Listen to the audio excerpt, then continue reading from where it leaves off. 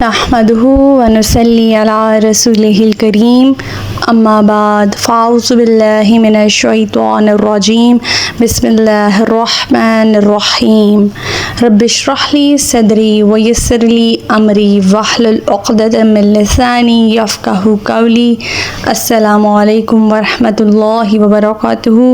صراط مستقیم میں آپ سب کو خوش آمدید۔ پچھلے سبق میں ہم نے پڑھا کہ اللہ تعالیٰ فرماتے ہیں کہ یہ لوگ اللہ کے سوا جنہیں پکارتے ہیں وہ کوئی چیز تو کیا خاک پیدا کریں گے، وہ تو خود ہی پیدا کیے گئے ہیں، وہ مردے ہیں زندہ نہیں، انہیں یہ بھی پتہ نہیں کہ وہ کب دوبارہ اٹھائے جائیں گے۔ اللہ تعالیٰ فرماتے ہیں کہ تمہارا الہ بس ایک ہی ہے، پھر جو لوگ آخرت پر ایمان نہیں لاتا، انکار ان کے دلوں میں رچ بس گیا ہے اور اکڑ کر بیٹھے ہیں۔ اللہ تعالیٰ فرماتے ہیں کہ جو کچھ یہ چھپاتے ہیں یا جو ظاہر کرتے ہیں، اللہ تعالیٰ یقیناً سب کچھ جاننے والا اور تکبر کرنے والوں کو قطعاً پسند نہیں کرتا۔ جب ان سے پوچھا جائے گا کہ تمہارے پروردگار نے کیا نازل کیا ہے تو کہتے ہیں بس پہلے لوگوں کی داستانیں ہی تو ہیں، اور یہ اس لیے کہتے ہیں کہ قیامت کے دن اپنے بوجھ تو پورے کے پورے اٹھائیں گے ہی، اور کچھ لوگ ان کے بھی جنہیں انہوں نے بغیر علم کے گمراہ کر دیا، دیکھو کیسا برا بوجھ ہے جو وہ اٹھائیں گے۔ ہمارا آج کا سبق آیت نمبر 26 سے لے کر آیت نمبر 30 تک ہے، تو آج کا سبق شروع کرتے ہیں۔ بسم اللہ الرحمن الرحیم۔ قد مکر الذین من قبلہم فأتی اللہ بنیانہم من القواعد فخر علیہم السقف من فوقہم وآتاہم العذاب من حیث لا یشعرون۔ ان سے پہلے بھی لوگ حق کے خلاف چالیں چلتے رہے، پھر اللہ نے ان کے مکر کی عمارت کو بنیادوں سے اکھاڑ پھینکا اور اوپر سے چھت بھی ان کے اوپر گرا دی، اور انہیں عذاب ایسی جگہ سے آیا جہاں سے ان کا وہم و گمان بھی نہ تھا۔ قریش مکہ صرف یہی نہیں کہ لوگوں میں غلط پروپیگنڈا کرتے تھے اور انہیں اسلام سے دور رکھنے کی کوشش کرتے تھے، بلکہ اسلام کو روکنے کے لیے کئی طرح کی تدبیریں بھی کرتے رہتے ہیں، اور اسلام لانے والوں پر سختیاں کرتے تھے، انہیں تنگ کرتے تھے۔ بیت اللہ میں داخلہ انہوں نے مخصوص طواف پر پابندیاں لگا رکھی تھیں، قرآن بآواز بلند نہیں پڑھ سکتے تھے، دھمکیاں دیتے تھے، معاشرتی بائیکاٹ۔ لہٰذا جب ان پر آسمان سے عذاب آئے تو ان کی چالوں کے محل بنیاد سے ہی اکھاڑ دیے گئے، وہ خود اپنی ہی چالوں میں ایسے پھنس گئے جن کا انہیں وہم و گمان بھی نہ ہو سکا۔ آیت نمبر 27۔ ثم یوم القیامۃ یخزیہم ویقول این شرکائی الذین کنتم تشاقون فیہم قال الذین اوتوا العلم ان الخزی اليوم والسوء علی الکافرین۔ پھر قیامت کے دن اللہ انہیں رسوا کرے گا اور پوچھے گا وہ میرے شریک کہاں ہیں جن کے بارے میں تم اہل حق سے جھگڑا کیا کرتے تھے، اور جن لوگوں کو دنیا میں علم دیا گیا وہ کہیں گے آج کافروں کے لیے رسوائی اور بدبختی ہے۔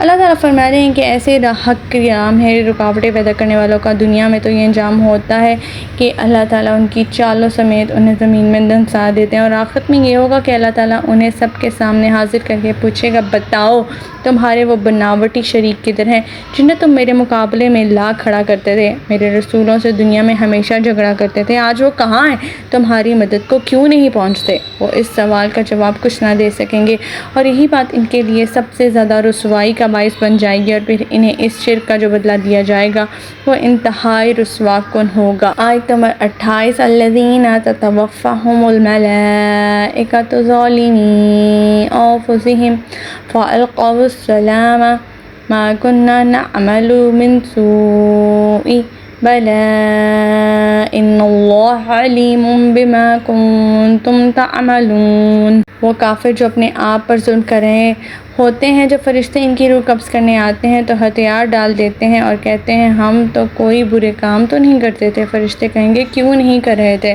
جو تم کر رہے تھے، اللہ یقیناً اسے خوب جانتا ہے۔ عذاب کفر اور اس کی کیفیت کا ذکر ہوا ہے آیت نمبر 28 میں، جب فرشتے آتے ہیں اپنے نبی سے تقاضا کرتے ہیں، جن فرشتوں کے آنے کا اپنے نبی سے تقاضا کرتے رہے، جب وہ آ جاتے ہیں تو ان کی سب شیخیاں جو ہیں وہ وہیں کی وہیں دھری کی دھری رہ جاتی ہیں، اور جھاگ کی طرح یہ بیٹھ جاتے ہیں۔ پھر اسی پر بس نہیں کرتے بلکہ اپنے نافرمانی اور حق کے خلاف سرگرمیوں سے انکار ہی کر دیتے ہیں، اپنے ہتھیار ڈال دیتے ہیں کہ فرشتوں کی طرف سے انہیں امن نصیب ہو، جن کا جواب انہیں یہ دیا جاتا ہے کیا اب تم جن کا جواب انہیں یہ دیا جائے گا کہ کیا اب تم جھوٹ بول کر اللہ کو فریب دینا چاہتے ہو، حالانکہ اللہ تعالیٰ تمہاری ہر حرکت سے باخبر ہے۔ کس طرح تم نبیوں کی تکذیب کرتے رہے، کس طرح تم حق کو جھٹلاتے رہے، اپنے کفر و شرک میں کس قدر ڈٹے رہے، سرکشی کرتے رہے۔ اب تمہاری یہ سرکشی تمہارے ہی اوپر جہنم کا عذاب کی صورت میں مسلط کر دی جائے گی۔